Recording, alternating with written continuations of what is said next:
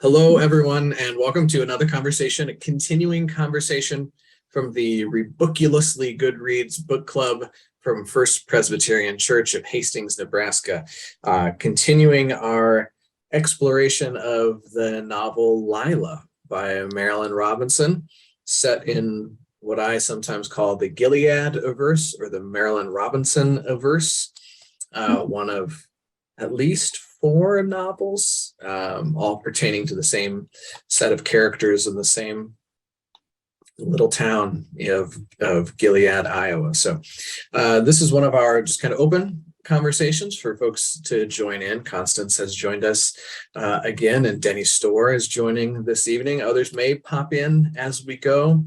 If they do, then that's great. So there we go. We are on I'm up to, what page am I up to? I have my book here. I'm up to page 82, so I'm just short of the section 2 goal, which is up to page 87.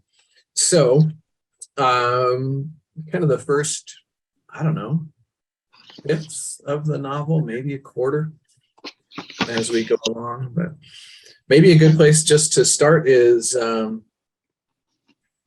know, is there just anything that is jumping out at people, anything that's catching your attention, any maybe questions that the reading is posing for you? It may be a generational thing, but I think it's so interesting that she perceives John Ames as an old man. And I think he perceives himself that way. At 69, I think, when all this is set in motion, somewhere around 69. Is that about where you are estimating age? How old, you're asking how old is Reverend Ames? Yeah. John Ames. John Ames. Mm-hmm. Mm-hmm. Yeah, I would guess something like that. He's not reading. Yeah, go ahead, Denny. I think it was 68 when they met. Okay. Yeah, something like that. What do you think is meant to be implied by she constantly referring to him as the old man or the old preacher or he's old? Beautiful old man or beautiful silvery old man a lot of times. Well, he must be, what, 30 years older at least than she is? Yes. That would be a huge gap. Mm-hmm. Yeah, so she would be like mid-30s or something like this? I think so. She was 33 when they married. Oh, okay. Mm-hmm. It could be in the subsistence life that Lila led, that there were so few people who reached the age of 69 that she may have seen that as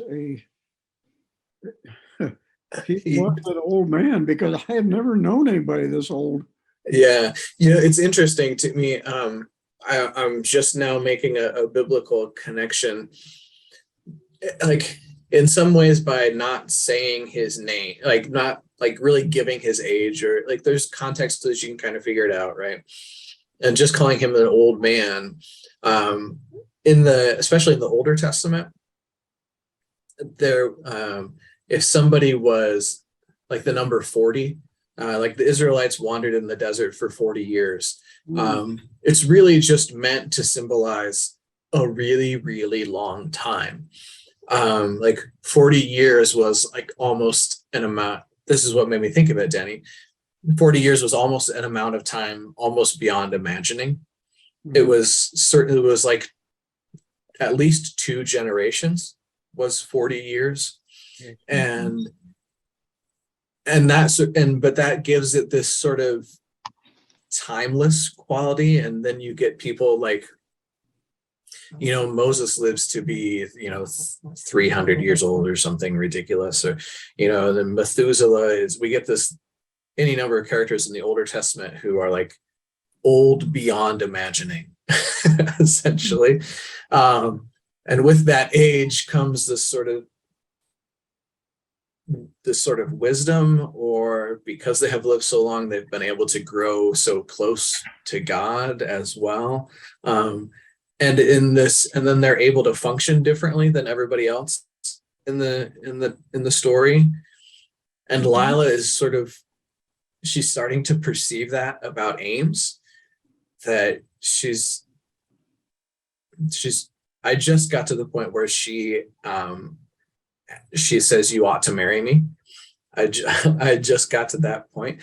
And she does so in part because she's sort of she has this mantra that like no one should be trusted. You can't trust anybody. Yeah. But so then she says, but this guy seems to always say what he means, or close to what he means. And maybe this person is trustworthy. And maybe his being old beyond imagining has allowed him this sort of wisdom, or this sort of way of being that nobody else in the novel can really have. Mm-hmm. Okay. I don't know. How's that for a paper thesis? I like it. That's good. Mm-hmm. I'm always so surprised, and I think Lila herself is surprised by the things that she says and does. Like the time, well, she ends up putting her head on his shoulder. And I think this is even before she says, "I think you should marry me," isn't it? Yes. And essentially invites him to put his arms around her. Maybe, I can't remember how that works, but they are in an embrace. And she just all of a sudden thinks or she's seen him embrace other parishioners who are grieving, and thinks, boy, that would feel really good. Mm-hmm. And she's experienced that embrace from Dahl so many times. True. This may be very comforting kind of reassurance for somebody who seemingly is constantly walking on the edge of reality, of, where am I? Mm-hmm. Mm-hmm. Yeah, one imagines that she's maybe been hugged by two people in her entire life. Yes. One being Dahl, and now Reverend Ames. Right. And I also think, while "You should marry me" is very touching, it may have been in some ways very transactional, given her background and living in that rundown shack with winter coming, that this might be at least a temporary solution, because she's always toying with the idea of, I cannot commit, I've got to get that bus ticket so I can leave, even maybe after I'm married. Yeah. Right. She continues to consider leaving In question. and taking the child too. Yeah. It brings up this question of commitment, right? Which I think is also present in the act of baptism, especially baptism for an adult, is this idea of committing yourself to the faith. And what does that mean? It also, because there's this sort of constant refrain of, I could leave anytime that anytime that I want. At one point she says something to herself. She says something to the effect of, well, if I'm gonna try to trust somebody, it's like, now's the time when I could leave when I could leave whenever I want, and if it doesn't work out, I'm still young enough that I'd be all right for a few years or something like that. And then it makes me think of Jack, and Jack sort of. I could never tell if Jack was trying really hard to stay or trying really hard to leave. Mhm. And I think Lila, in some ways, has kind of a similar sort of dilemma on her hands. I think that's a good point, Damon. I think that she and Jack do have some things in common of not feeling entirely accepted or taken in. Yeah, I think she certainly feels like an outsider. And I think Jack did as well. Certainly not really welcomed in Gilead. She says she hates being there, but also she kind of loves it. Are you talking about Lila now? Hates being Yeah. Yeah. I think there's a shame associated with being in Gilead that keeps gnawing at her. Everybody's looking at me because they know from my clothes, they know whose clothes those were. And that makes me dependent. And I don't like that.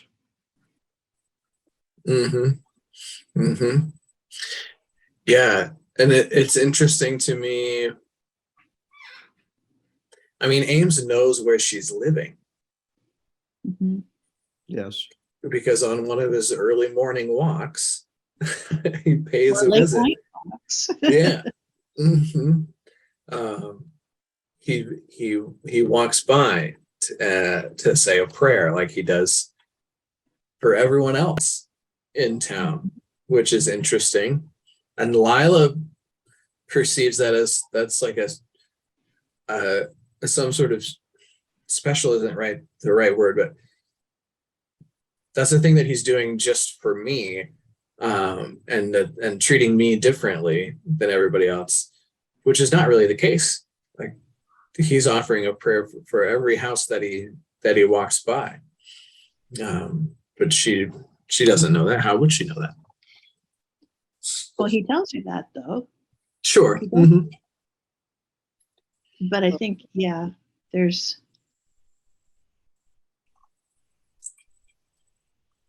that little transaction is kind of interesting because it's, does he really care about me and care whether I'm okay?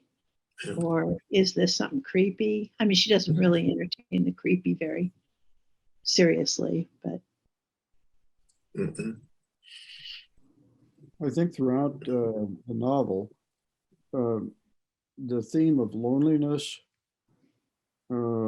is so pervasive. And I got to thinking, even in spite of the difference in age, that they've both been lonely for about the same number of years from the time that John Ames lost his wife and son. That was a daughter, Danny. Excuse me, daughter. And Lila's been lonely forever. I mean, Doll was about the only constant she had in her life. But that loneliness is this is such a cautionary tale from where we are today. It seems to me, because I think one of the things contributing to dysfunction in America is this pervasive loneliness. And as we empty out our small, warm village, smaller farm communities, into anonymous, larger urban areas, loneliness has to be a huge component of that. And, right down to, dating and, feeling of connectedness and identity that, is with us right now. And I think contributing to some of the dysfunction that we're seeing in terms of, whether it's school shootings or, just general malaise that so many people seem to have, that I just, coming from an academic community where, I felt we were all kind of on the same page and, supportive of each other, at least back when Constance and I were, We remember the time. well, you hate to use that term, but it's true. That, I have virtually never experienced loneliness, and it's kind of like a wake up. Hello. Yeah. It's interesting to me also, Constance, in our notes, you talk a little bit about you right here, shame and loneliness haunt Lila, as the phrase that you use. It's interesting to me. I feel as though in some ways Lila is really only just now really starting to realize her own loneliness, if that makes sense. That this sort of keeping away from everyone, this sort of constantly reminder, don't trust anybody, was something that Doll actually kind of sought out for her as she was growing up, and that was just the water that she swam in, for lack of a better phrase. And now she seems to really be, I think, maybe starting to realize her own loneliness and what that might mean. Yeah. I didn't get the sense, in the parts where she talks about that wandering, that itinerant lifestyle she had with Doll and the others who were, just traveling along looking for work. That was an okay community to her for the most part. But, then some things happen, and Denny and I talked about this a little bit this afternoon, the depression and the Dust Bowl, and then losing, what is it, a donkey that pulls their wagon. Yeah. So that they're really, and there's no work left to be had. So as a little band, they can't really continue together. And then eventually she loses Doll. So it makes sense that, she would be lonelier now than she ever has known to be. Mm-hmm. Yeah. Yeah, I'm curious to find out I'm curious, I guess, to find out why Doll is not around anymore.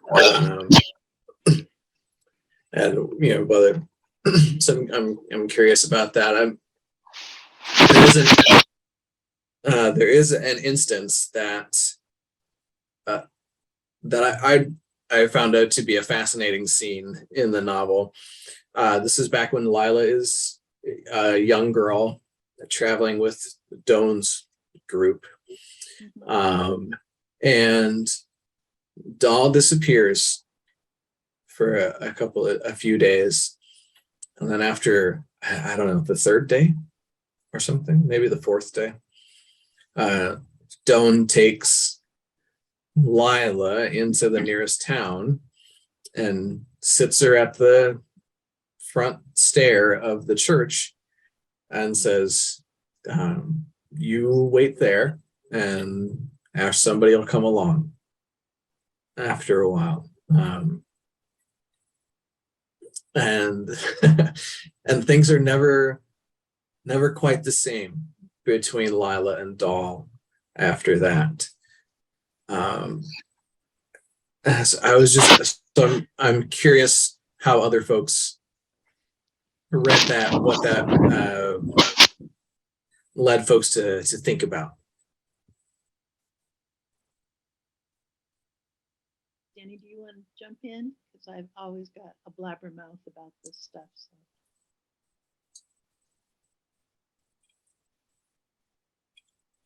Well, if I remember, Dahl was concerned that somebody from the original family from which she took Lila was after them.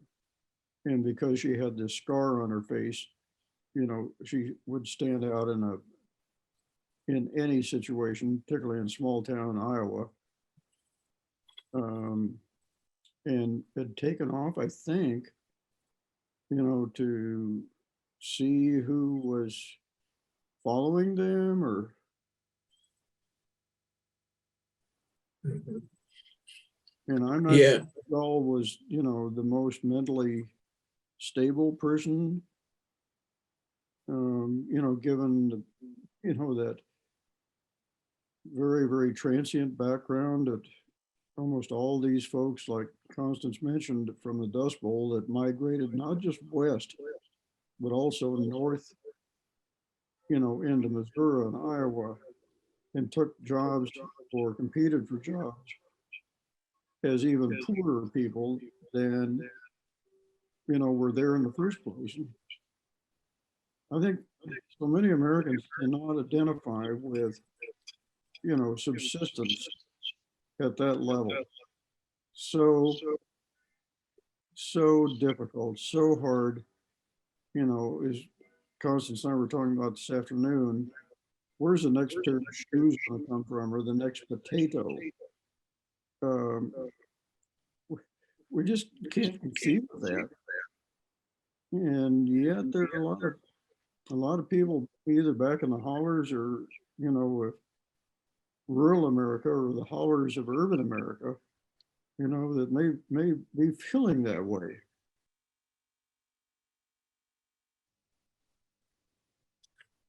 Yeah, we've run across a few on our Thursday afternoons at the Yeah, Peace Center, haven't we? absolutely. People who have nothing and just come by and say, can you give me anything? My family has no food.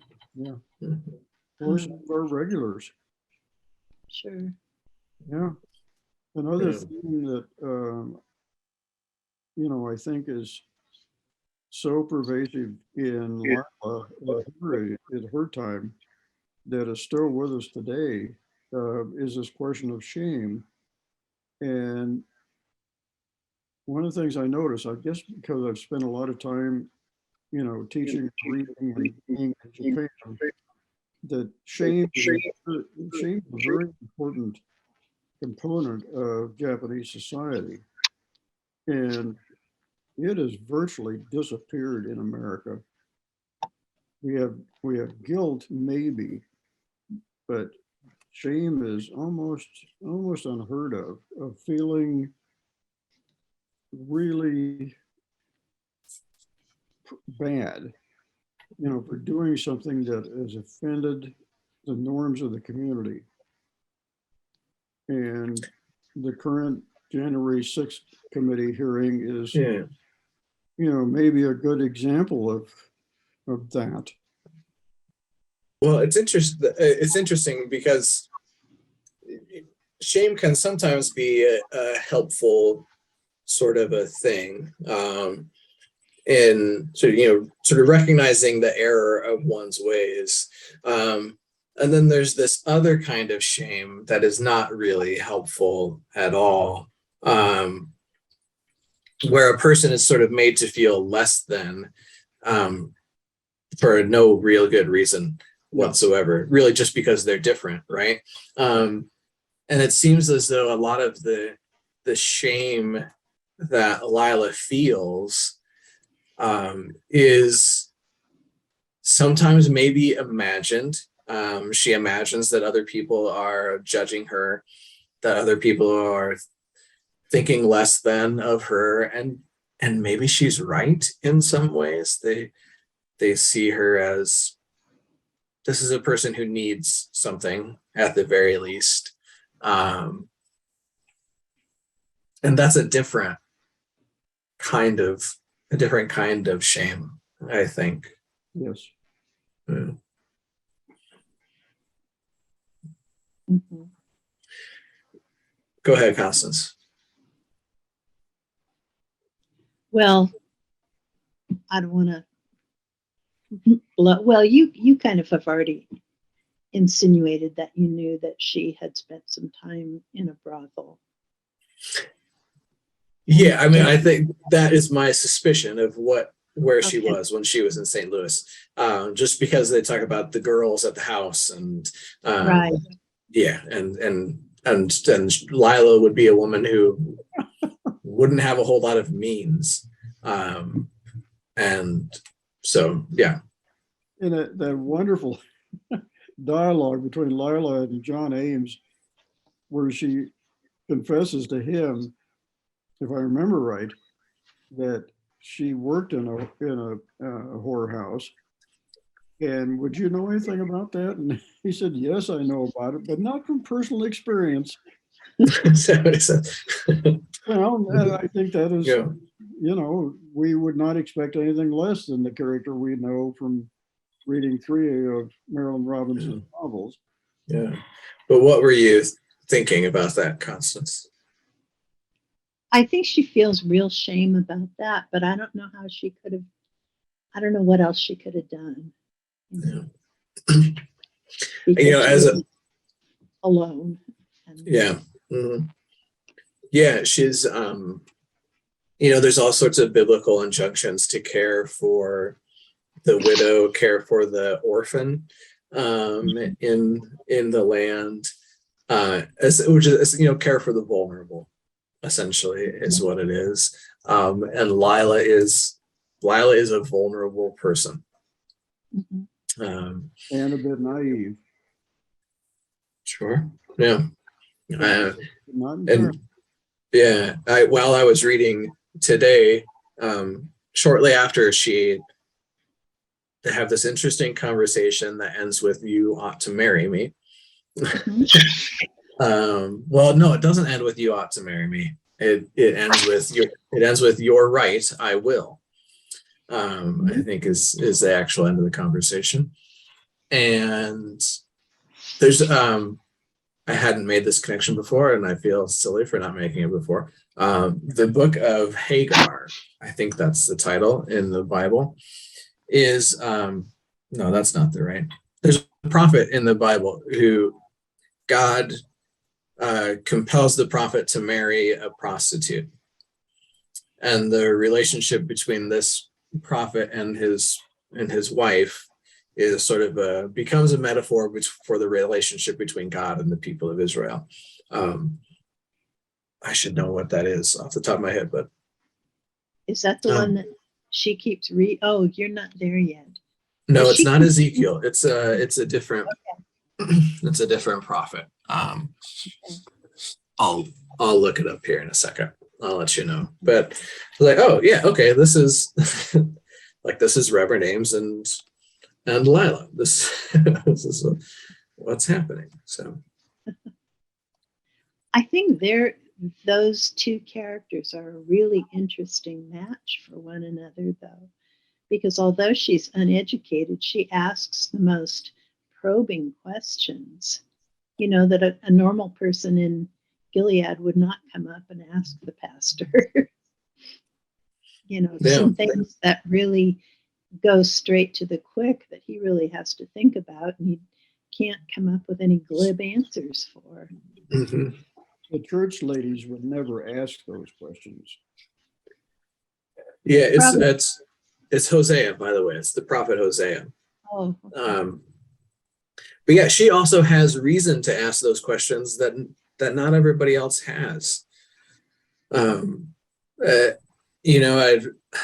They have this conversation about, or Ames writes her a letter after one of their conversations, and his letter has to do with providence. And providence is this sort of idea that God does have a plan, and God is directing everything that is happening. And I think this is one of Lila's fundamental questions. Like, what is the point of salvation? What is the point of being baptized if it's not going to change my life really in any meaningful way? there's the scene again back from when they were young. The group gets paid in apples, which they're not really thrilled about. And there's a revival happening. So they decide, Doan says, well, we'll go to the revival. I'll hang out somewhere else because I don't want anything to do with this. And you all can sell the apples at the revival. And we'll get some money. A tent meeting, I guess is what it is. But we'll get some money that way. And Melly, I think That's right. Melly maybe gets baptized at it. She's not really willing to admit that to Doan. But then she and Doan have this conversation. Well, it's like, I bet you're the same.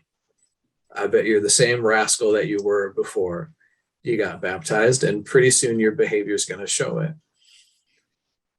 And I think that's sort of, and we talk about like water and washing comes up all the time, and there's all of these baptism scenes, and she goes to the river every day to wash her clothes, and she loves how clean her clothes can get from the washing and from the river. But I think there's still this question of, and so what? Or why should I be baptized? Like, what is baptism going to change for me? And that's a question that I don't think the other church ladies or any of the members of the church probably have the life experience to ask. Mm-hmm. Or feel comfortable in asking. Yeah. Think it. Yeah, there's very little limit to what Lila is willing to ask if it seems relevant to her. Mm-hmm. It's a whole new universe. It's like me landing in Africa for the first time. I mean, just a series of endless questions of how does this work? And yeah. Yeah. Constance, you just said that there doesn't seem to really be a limit to the sorts of questions that Lila is willing to ask. And sometimes I think you're right that she surprises herself when she asks the question. But you also, I think that this idea of, well, she'll just kind of blurt it out and that happens is related to this. You have things in the notes about liminal spaces. Yes. And Lila, like not really being an insider, not really being an outsider, Right. gives her some freedom there to ask those sorts of questions, maybe. And maybe that's related to this idea of liminal spaces. Perhaps. I mentioned in my notes, and Denny, you probably haven't had access to the notes, I don't know. But I read an article about this novel that was really focusing on the liminal spaces, how often she's just outside a door or just inside a door, being inside and outside, or Yeah, even the little shack that she's staying in, that whole thing I think could be considered a liminal space. It doesn't keep water out, it doesn't keep it doesn't keep wind out, so it's a little, so like even the very place where she is living is not really inside, not really outside.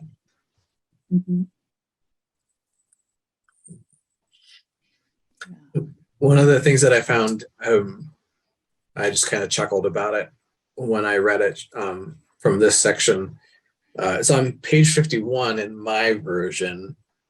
She's doing jobs around town. She's getting money from folks, perhaps because Ames has encouraged them to do this. And she ends up she's got some money, and she goes to the store and she buys some cigarettes. And then she walks down the street and smokes a cigarette.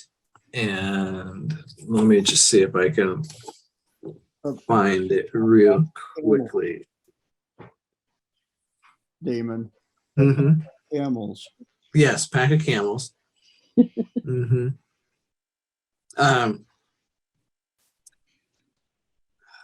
Here I am, walking along the road, all alone, smoking a cig. They got hard names for women who do that kind of thing. I got to do it more often. Oh, yes. Yeah, it's interesting. Well, yeah, that suggests that she feels she needs more of a protective shell, doesn't it? Yeah, this sense of um, she knows that she is defying convention. In some ways, her very existence, I suppose, defies convention. I'm still unsure if she is pregnant at this moment or not. That timeline is still fuzzy to me, which would be another way that she would defy the convention or the norms, I suppose. What do you mean by that? Well, she's unwed. Well, no, she's wed when she's pregnant. Okay. I know you think otherwise, but I'm still, it just seemed like at some point, oh, you tell me I'm wrong, I probably am. I think she's fantasizing about the pregnancy myself and the baby and, well, eventually. And I also want to talk about she is tending to the graves yes, of Ames' dearly departed wife and child. and very lovingly. Yeah. Why is she doing that?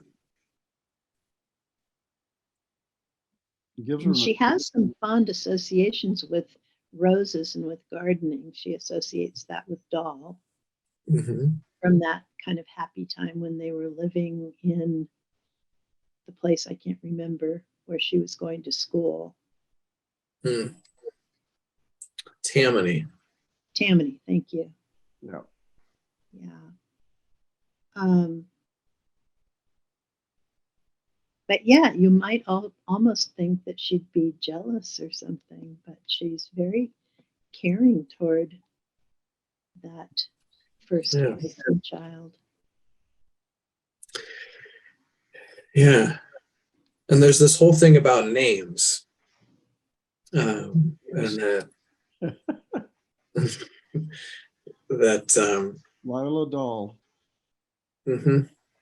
Yeah, and she sort of thinks that well, one of her names is from a sister of a sister she never met, of a woman that she barely remembers, Mm-hmm. and her other name was a mistake. Right. And Ames's name is written in stone. Several times in that cemetery, or at least Mhm. twice, because he had, oh, well, his father, his grandfather, and then a brother who died before he was born. Yeah. Mm-hmm. Yeah, and how strange it must be to be able to go and visit these people whenever you wanted, and to see your name written in that way when Permanence that she's never seen before. Everything else is transitory. mm-hmm. I mean, really transitory Mm-hmm. from day to day. Yeah. A question for you two, if I could if I could ask you two, because I've wondered since I read this book the first time several years ago. I can't imagine Marilynne Robinson using the device of the Bible to learn how to read through the book of Ezekiel.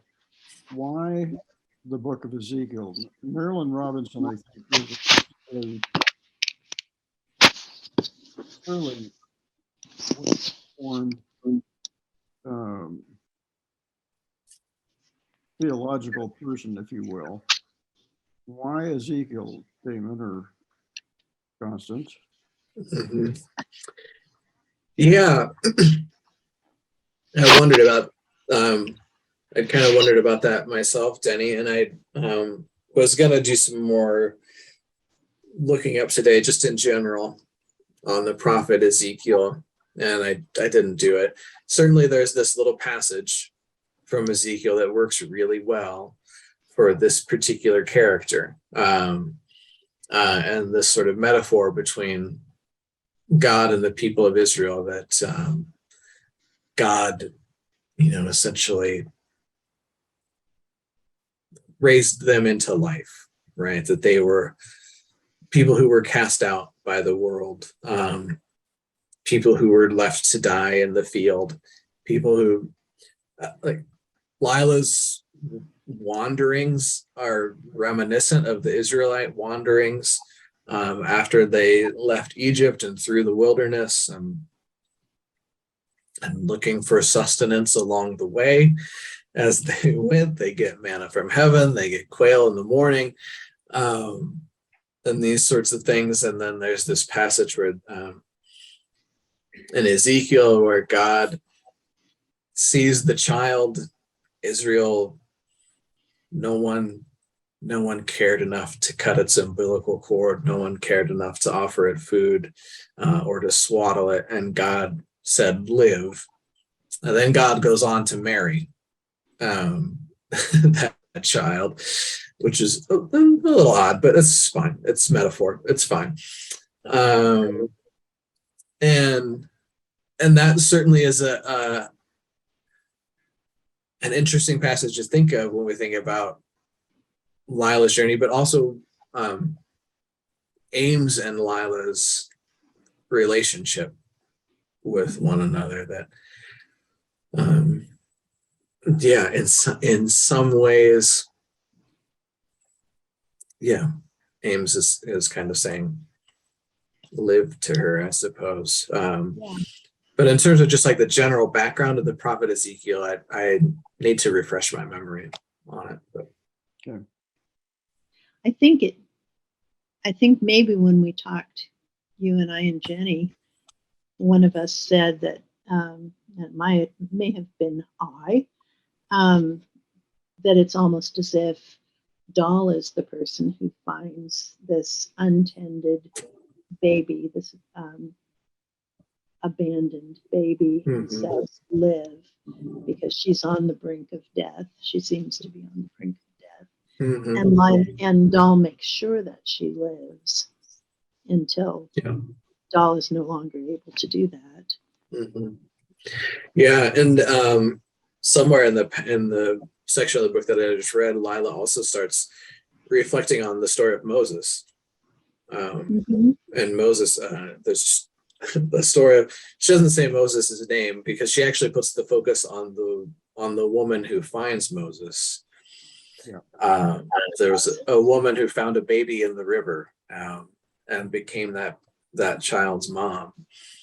And that's, and then Doll did a very similar thing for Lila.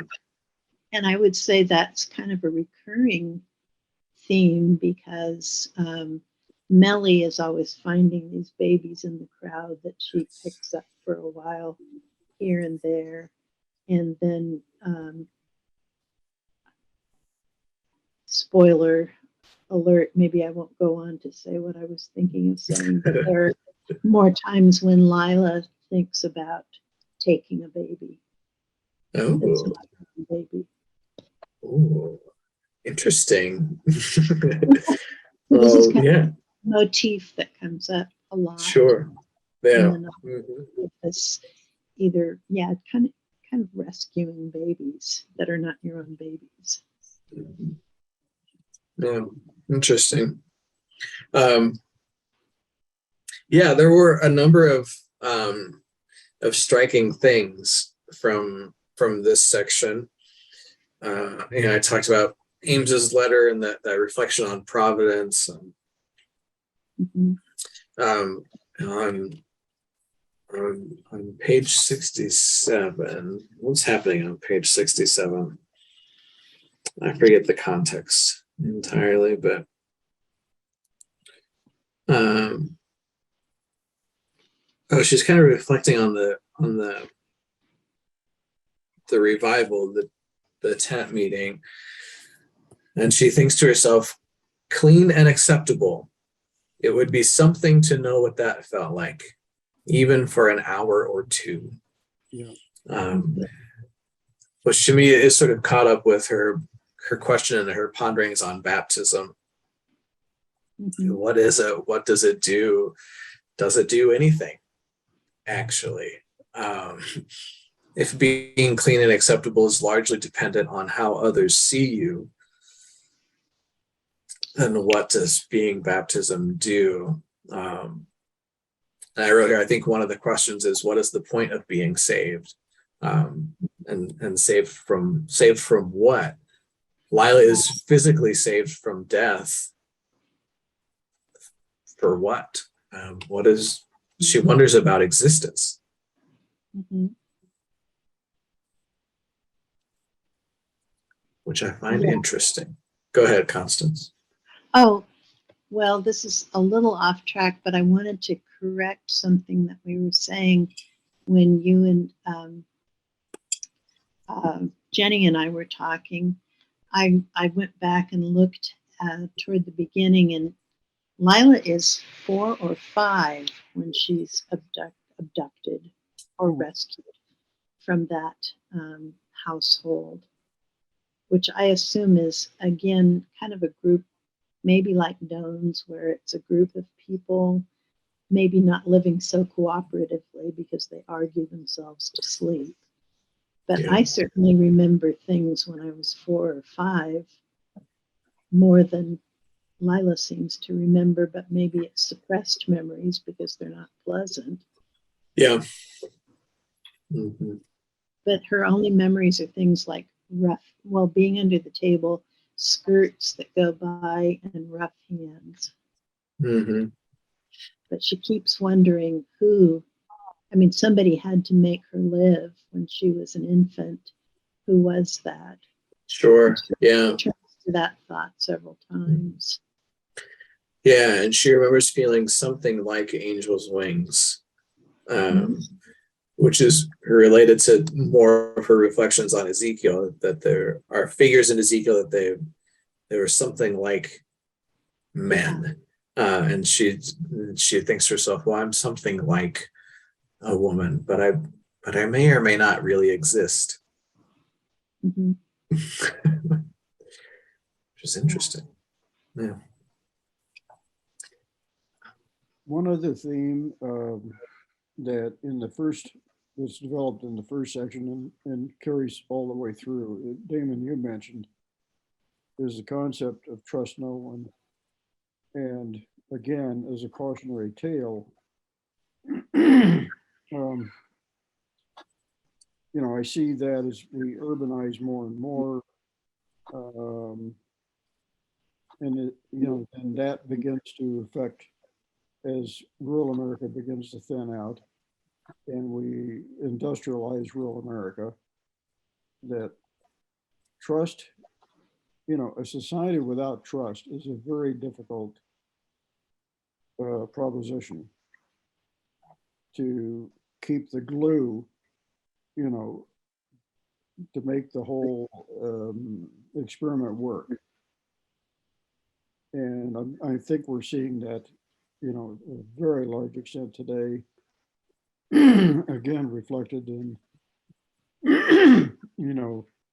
the polarization in this country, particularly on one side, that is, for whatever reason, the Rust Belt, loss of identity through jobs that used to belong to my dad and used to belong to my grandpa, not mine, but generically. And that's gone. And job training is simply not going to replace that memory of that legacy job. And I think a lot of people don't quite get that idea of a legacy job and how profoundly important that is to identity. I mean, my dad worked, figuratively, my dad worked, the steel mills, and my I worked at steel mills. My grandpa worked in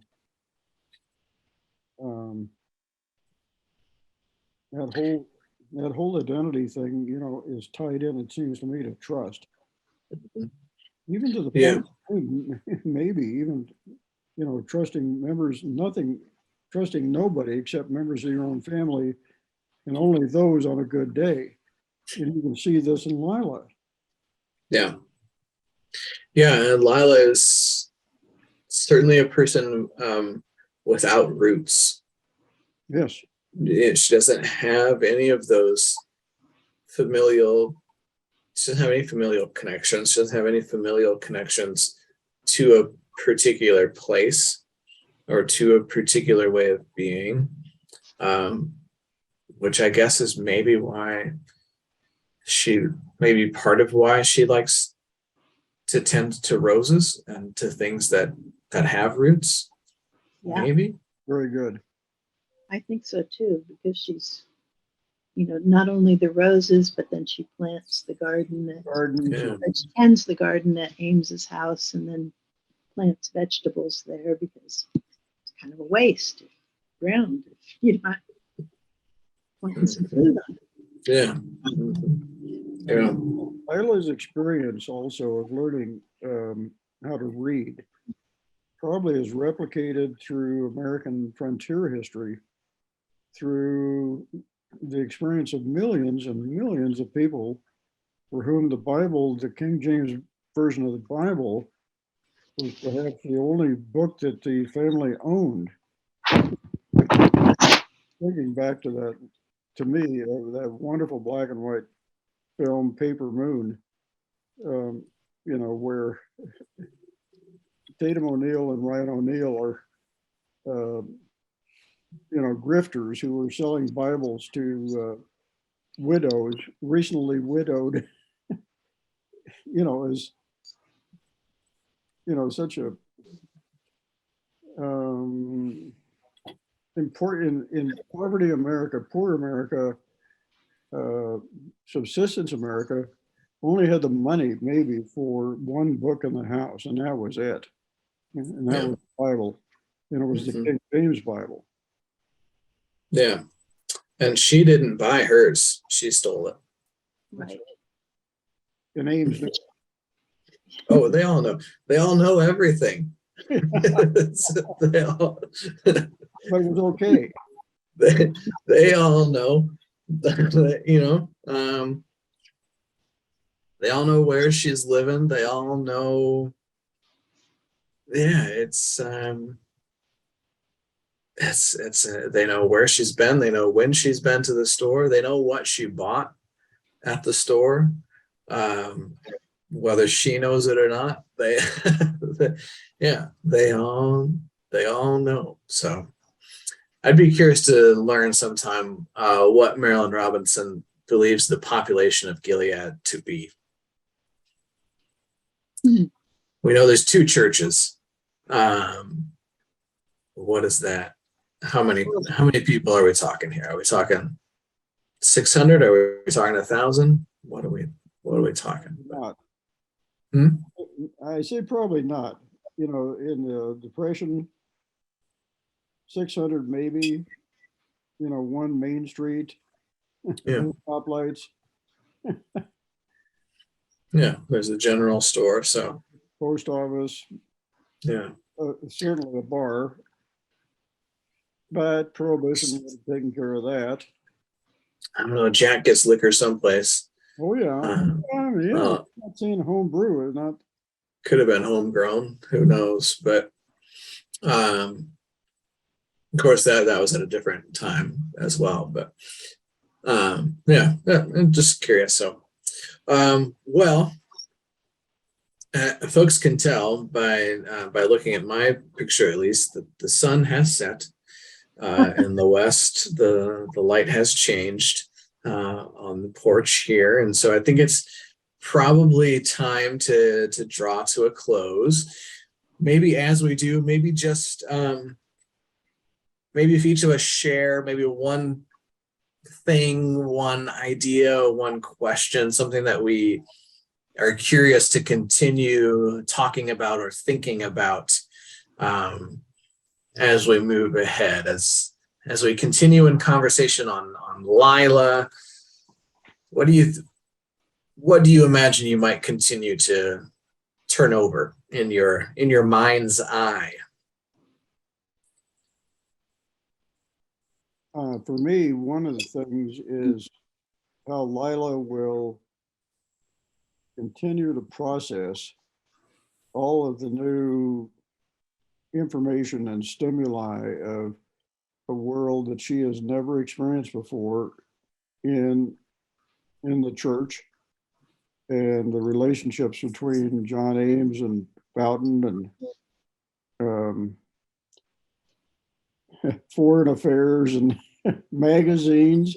I'm really kind of amazed at the magazines that John Ames was reading. The Nation. I mean, that's a pretty, highbrow intellectual magazine usually. Yeah. So Well, he didn't do anything else, Denny. He just exactly. all he did was read and talk to Boughton and go on walks. That's all. That's all he did. He doesn't preach or anything or write sermons. Well, sure, but he's gonna do that anyway. Constance, what do you want to keep thinking about? Well, three things, and I'll be brief about them. One is, Ezekiel. Why Ezekiel, and why is she so drawn to that? I think I have a partial answer there, but I have not read Ezekiel through, and it might do me some good. It might not.